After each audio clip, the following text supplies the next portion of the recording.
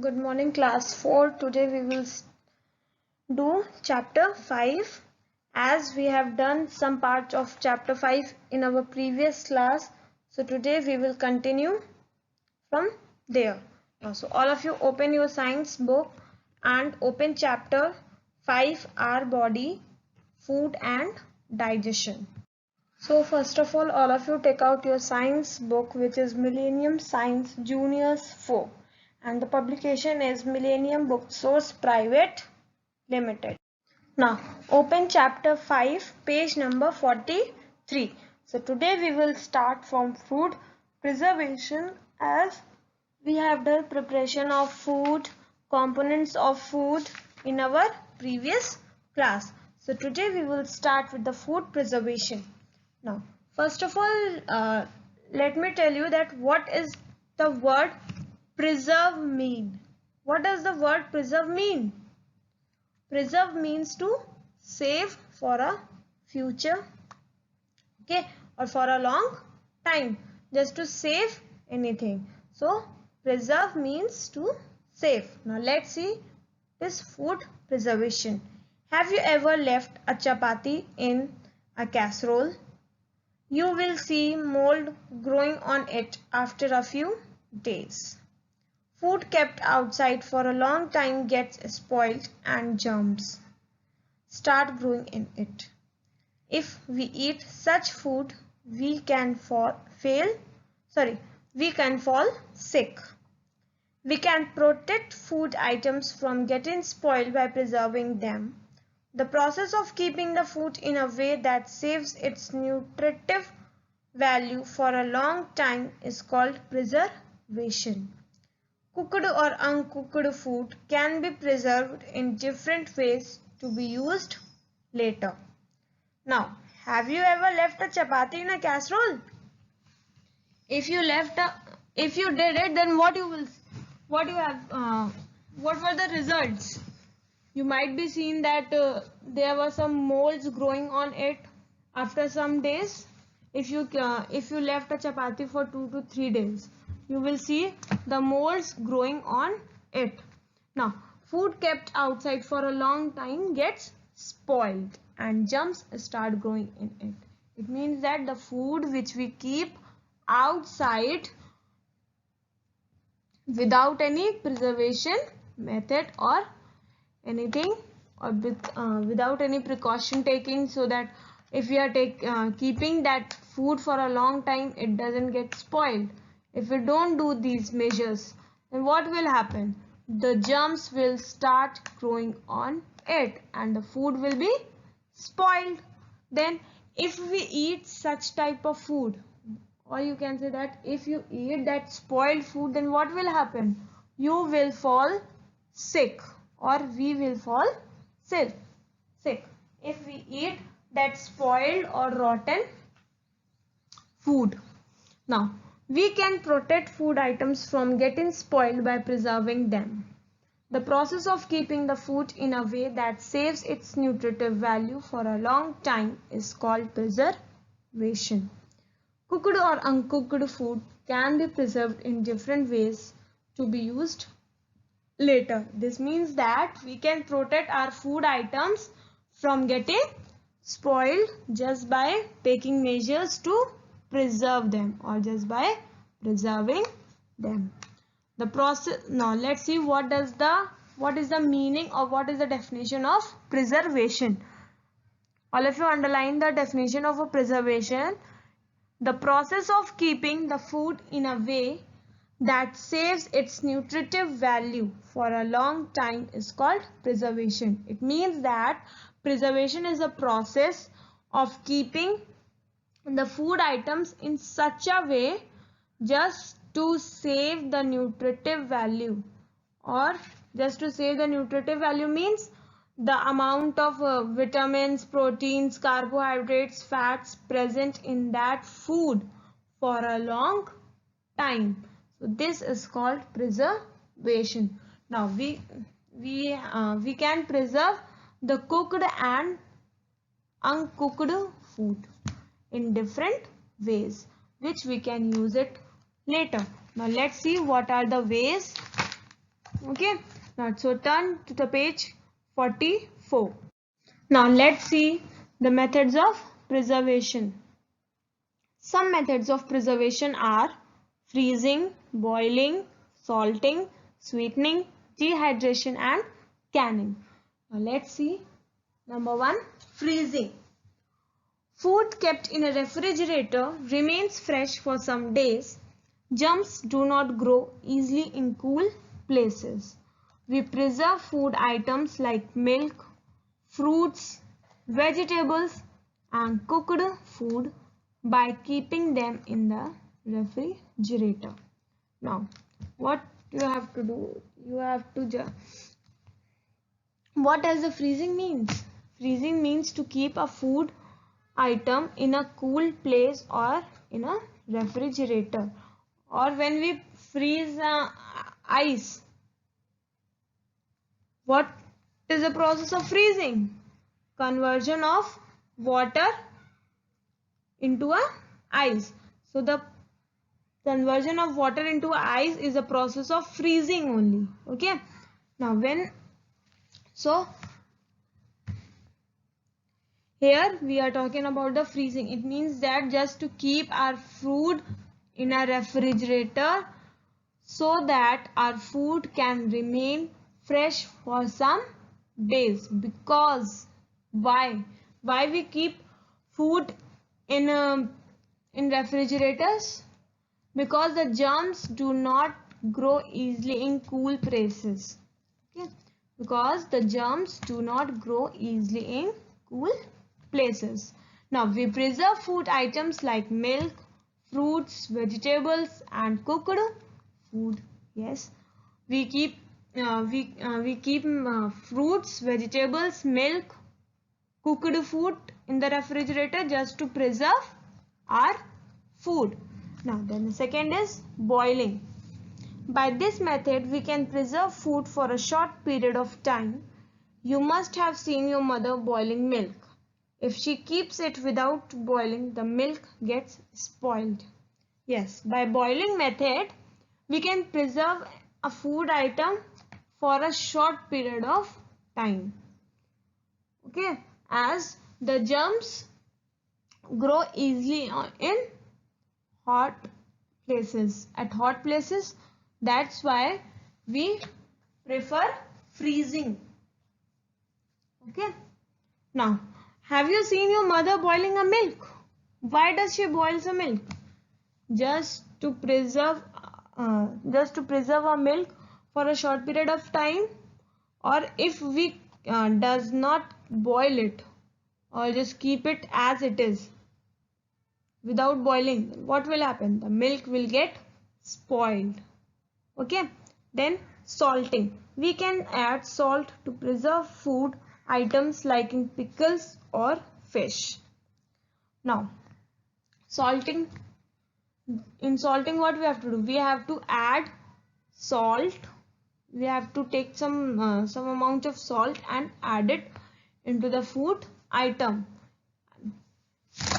It does not adding salt does not mean that we are adding a salt in a sweets or in a milk.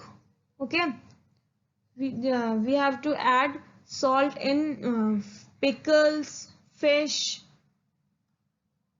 just to preserve them.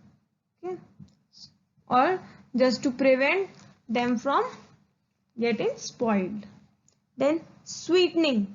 Excess sugar in food also acts as a preservative. We store food for a long time in the form of jams, jellies and murabbas by adding sugar. Yes, sweetening means adding sugar for a preservation, for preserving the jams, jellies, murabbas, okay, for a long period of time, as excess sugar in food acts as a preservative. Now, that's why we add sugar in jams, jellies and murabbas. Then dehydration. In this method, the food items are dried in the sun to stop the growth of bacteria and fungus in them. Certain foods like raw mangoes, fish, potato, chips and papads are preserved by this method. Now, what does the mean dehydration? What does the word dehydration mean? Basically, dehydration means the shortage of water in a food item or in our body. In our body, when there is a shortage of water, then what happens? There is a stage of dehydration in which we want water, or you can say you will fall sick if there is a dehydration problem. Okay, so like that only, dehydration is a method of preservation of some foods also, like potatoes, chips, papads, raw mangoes, fish. Okay, what we do in this method, we just keep the food items in the contact of sun. Why? Because the food items get dried up in sun, and the heat of a sun stops the growth of bacteria and fungus present in them. Okay, that's why we keep raw mangoes, fungus, potato chips and papads in sunlight. Okay, then canning. In this method, air is removed from food and then the food is put in airtight cans so that germs do not grow on it. Food items like vegetables, seafood, dairy foods, sweets, etc. are preserved through this method. Now, canning. What does the word means? Canning. The food stored in the cans, or you can see the cold drinks. You get the cold drinks in cans also, as well as there are some sweet items also which are nowadays which comes in cans. Okay, so that is canning. Canning is basically an airtight can which prevents the germs to grow. Okay, now let's see. Air is removed from food and then the food is put in airtight cans. Air is removed from the food, and after that, that food is just put in the airtight cans so that the germs do not grow on it. Then the food items, like there are some vegetables, seafood, dairy foods like dahi, curd. Okay, curd means dahi. So like curd, then sweets. Nowadays, like sweets are coming in the market. Okay, so they are preserved through this method only. Now let's see the journey of food in our body. The food we eat is broken into smaller and simpler parts in our body. This process is called digestion. Mouth, food pipes, stomach, liver, pancreas, small intestine and large intestine are the main body parts which are involved in digestion. The blood absorbs this digested food and takes it to all parts of the body. Now, journey of food means when we eat a food, then it goes through a food pipe. After that, it goes to the liver, then stomach, then pancreas, then small intestine, then long intestine, and then anus. Okay, so mouth, food pipe, stomach, liver, pancreas, small intestine and large intestine are the main body parts which are involved in digestion. Okay, so when we eat food, what happens? The food is broken into smaller and simpler parts in our body. Okay, so that the process when the food is broken into the smaller and the simpler parts, that process is known as digestion, and the blood absorbs this digested food and takes it to the all parts of the body. Once the food is digested in our body, what happens? The blood present in our body, it absorbs the digested food, or you can say the nutrients of the digested food. It absorbs, and it after that it carries or takes it to all the body parts. Now see page number 45. Let's see the digestion of food, or how the food gets digested into our body. First of all, inside the mouth. Digestion of food starts in the mouth. The teeth cut the food into small pieces. The salivary glands present in the mouth produce digestive fluid called saliva. Saliva gets mixed with the food when we chew it. This makes the food moist and soft. Now, inside the mouth, the digestion of food starts in our mouth only. When the teeth helps us to cut the food into small pieces, and the salivary glands, there are salivary glands present in our body. You can see in the picture also. It is shown of a brown color. So it is present in our mouth only, which produces the digestive fluid, which is called saliva. And saliva gets mixed with the food when we chew it. It gets mixed with the food item which we are eating, and that makes our food moist as well as soft also. Now, what does the word saliva means? Saliva. Saliva is a digestive fluid, but what does it call? Saliva is known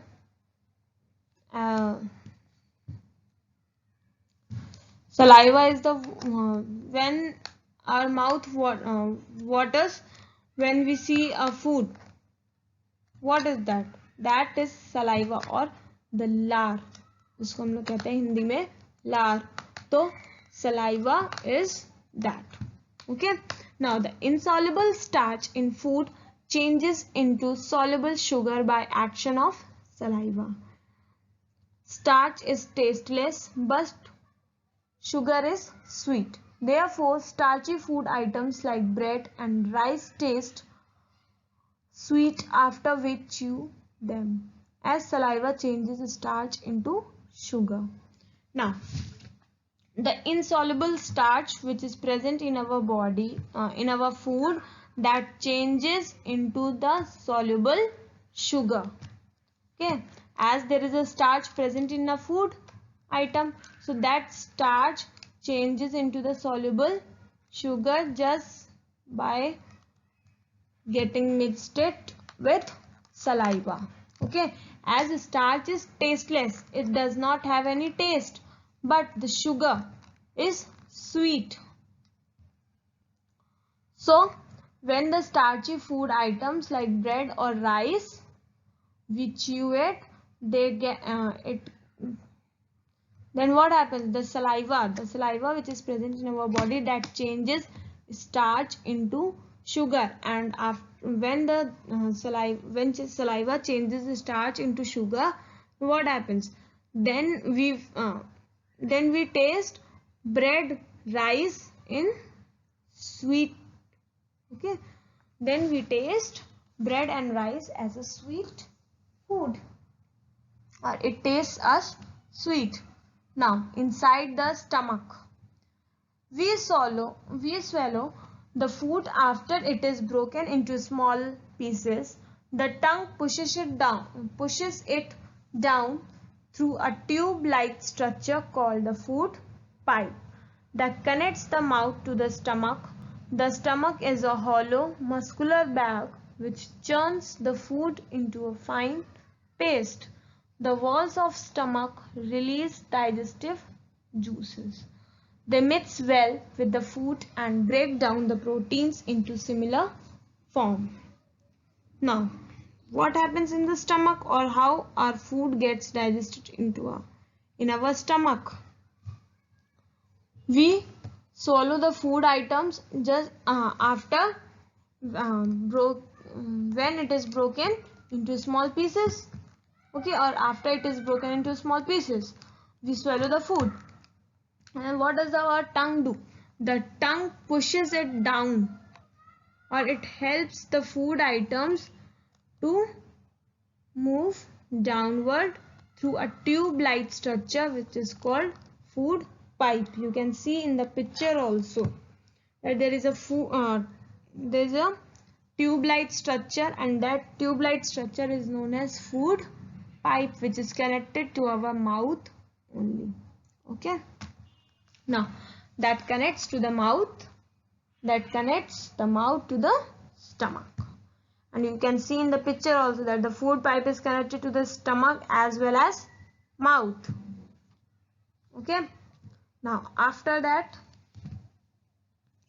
the stomach is a hollow muscular bag which churns the food into fine paste.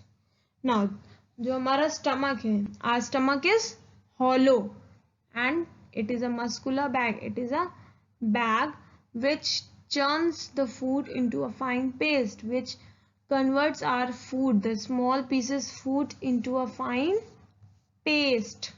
Okay. After that, the wall of stomach release digestive juices, and after churning the food into a fine paste, the wall of our stomach releases the digestive juices. It releases digestive juices. Then they mix well with the food and break down the proteins into simpler form. Then they mixed well.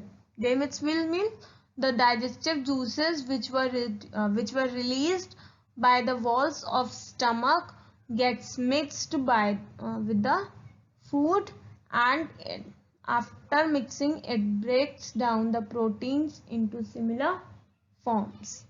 After that, inside the intestine, from the stomach, food is pushed into a long, thin and coiled tube called small intestine.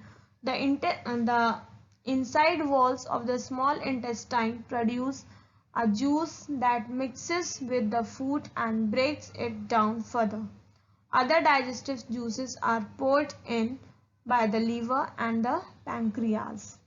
Bile from the liver helps in digestion of fats by breaking them down into tiny droplets. The process of digestion ends here. By now, the digested food is almost like a liquid. It is absorbed by the blood vessels in the small intestine and is carried to all parts of the body through blood. Now, what happens in the intestine? Now, from stomach, the food is pushed into a long, thin, coiled tube which is called the small intestine. You can see in the picture also the small intestine. It is just like a small, it is just like long, thin, coiled tube. So, it is pushed into a small intestine, and after that the inside walls of the small intestine, they produce a juice. They produces a juice which gets mixed with the food and it breaks it down further. The juice which is produced by the small intestine, which is produced by the walls of the small intestine, breaks the food it down further. Okay. Then other digestive juices are poured in by the liver and pancreas.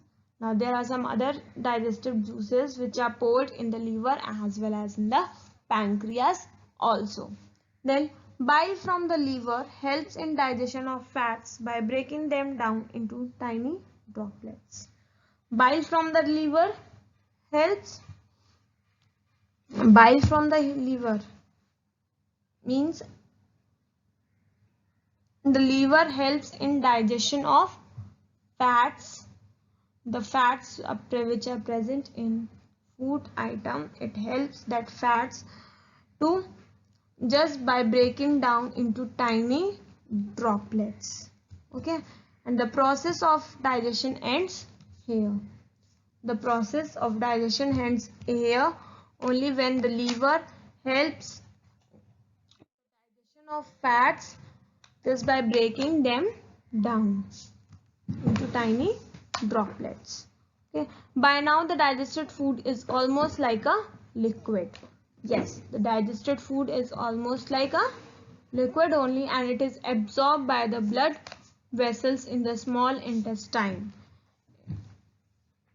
and is carried to all parts of the body. The digestive food is like liquid only, and that liquid is absorbed by the blood vessels in the small present in the small intestine, and after that it is carried to the all parts of the body through blood. Now turn to the page number 46. Now the undigested food passes into the large intestine. The walls of large intestine absorb the extra water from this waste. The solid waste food is removed from the body through anus. The liquid waste is removed from the body in the form of urine and sweat. Now, till now we were discussing about the digested food, how the food gets digested. But what about the undigested food? Where does it go? It passes into the large intestine, and when it passes to the large intestine, after that the walls of the large intestine absorbs the extra water or the excess water present in that food, okay, from that waste. And after that the solid waste food is removed from the body through the anus. Anus is a part of body only, as the small intestine, large intestine, food pipe, liver, pancreas, stomach, these are the body parts. Like that only anus is also a body part, and the liquid waste is removed from the body in the form of urine and sweat. As the digested food is divided into two parts, the solid waste and the liquid waste. So the solid waste is removed through anus, and the liquid waste is removed in the form of urine and sweat. Okay, I hope class, this finishes our chapter number 5, our body, food and digestion. I hope this chapter is clear to all of you. Now your homework is to do the exercises in book as well as revise the taught portion. Okay.